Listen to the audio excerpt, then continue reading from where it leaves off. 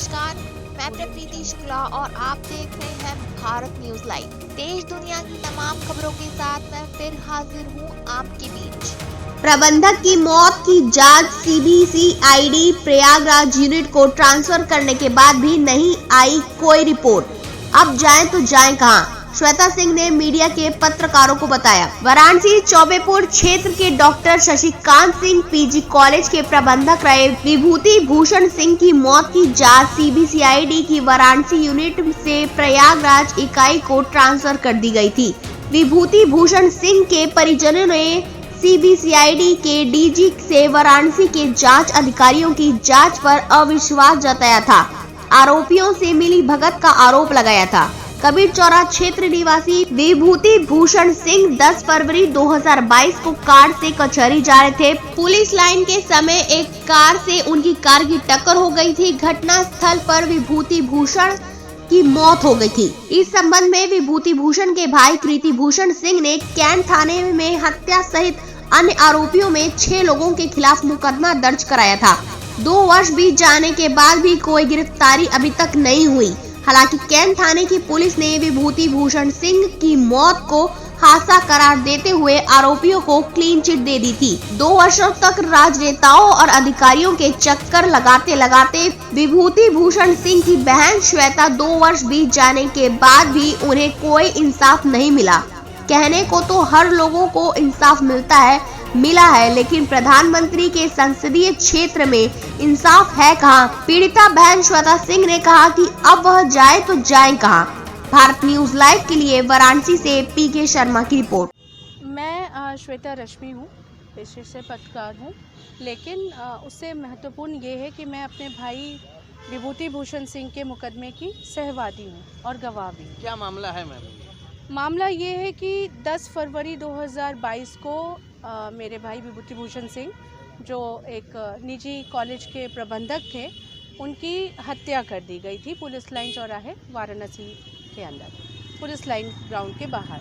और उस high profile मामले में बहुत सारी ऐसी बातें थीं जो हत्या की वजह कहीं ना कहीं बनी। उसमें रेवेन्यू का एक बड़ा फ्रॉड था, उसमें शिक्षा माफियाओं की लॉबी थी, भू माफियाओं की लॉबी थी, जिसके कारण से ये हत्या हुई थी। और हम पिछले 2 सालों से प्रशासन और सरकार के समक्ष न्याय की गुहार लगा रहे हैं और इस मुकदमे में न्याय पाने के लिए दौड़ रहे हैं। जो भी इम्पोर्टेंट मिनिस्ट्रीज़ हैं या जो भी विभाग हैं जिसमें हमें न्याय मिलने की उम्मीद है। तो इस मामले की घटना के लगभग 2 साल होने को आए हैं इस घटना को, और 2 साल के भीतर तकरीबन ये मौजूदा समय में तीसरी सीबीसीआईडी की जांच एजेंसी है जिसके समक्ष ये मैटर जांच के लिए है।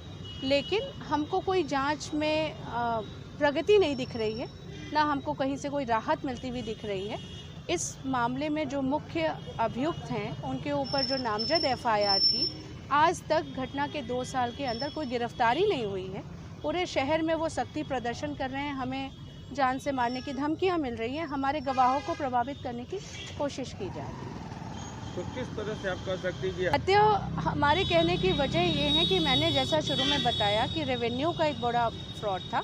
जो इस मामले में मुख्य अभियुक्त हैं जिनके ऊपर नामजद एफआईआर करवाई गई थी, नामजद एफआईआर की जो धाराएं थीं वो 302, 506, 120B के अंतर्गत एफआईआर हुई थी कैंट थाने में। क्या घटना हुई थी जिससे आपको लगता है कि वो हत्या हुई थी? इस घटना का बैकग्राउंड ये है कि मुख्य आरोपी अजय सिंह और उनके साथ तमाम उनके जो सहयोगी हैं, उनका कॉलेज है महादेव पीजी कॉलेज के नाम से। उस कॉलेज की जो ज़मीन है, जिस ज़मीन पे वो महाविद्यालय बना है, उसी महाविद्यालय की ज़मीन को लेके विवाद चला आ रहा है। रेवेन्यू के फ्रॉड्स उसको लेके हुए हैं, एफिलिएशन के फ्रॉड्स उनको लेके हुए हैं। ये छोटा भाई मेरे साथ है, ज़मीन का मालिक आज भी ये और इसके पिताजी और हमारे परिवार के अन्य सदस्य हैं जो इस मामले में केस लड़ रहे हैं। और इसी केस को लड़ने के दौरान हमको जान से मार देने की, देख लेने की और अन्य तरीके से हानि पहुंचाने की धमकियां मिल रही थी। बल्कि चौराहे पे एक सरकारी कार्यालय में आए हुए थे, उस कार्यालय से निकल के वो पुलिस लाइन ग्राउंड के ठीक बाहर पहुंचे। 20 और 30 की स्पीड से ज़्यादा उनकी गाड़ी नहीं थी, जो प्रत्यक्षदर्शियों ने हमको बताया। और दूसरी तरफ से एक अर्टिका गाड़ी ने आकर उनको जोरदार टक्कर मारी। स्पीड उसकी 100 से ज़्यादा थी, जिससे घटनास्थल पे ही उनका काफ़ी गंभीर इंजरीज लगी थी उनको, और लिपापोती और पुलिस की ये सारी चीज़ें वहीं से शुरू हुई और उनकी मौत हो गई। लगता है कि उनकी हत्या हुई है और पुलिस का कहना ये एक्सीडेंट था। 2021 अक्टूबर तारीख ठीक से मैं अभी आपको बिना आंकड़ों को देखे नहीं बताऊंगी, क्योंकि ये कंट्राडिक्शन का विषय हो जाएगा। लेकिन अक्टूबर में अजय सिंह के द्वारा ये हमारे जो भाई हैं, इनके पिताजी संतोष सिंह को फ़ोन करके ये धमकी दी गई थी कि मुकदमा लड़ोगे, इसके लिए अंजाम भुगतने के लिए तैयार रहना। तो साधारण शब्दों में कहें तो ये बड़ी बात है, और हमने इसको इतना सीरियसली नहीं लिया। और ठीक उसके बाद अक्टूबर, नवंबर, दिसंबर, जनवरी, चौथे महीने में हत्या हो जाती है। और हत्या के पहले मेरा और भैया का गाड़ी का लगातार इनके लोगों के द्वारा पीछा किया जाता रहा है, जो इस घटना में नामजद हैं, और इसकी तहरीर चौबेपुर थाने में हमारे द्वारा दी गई थी।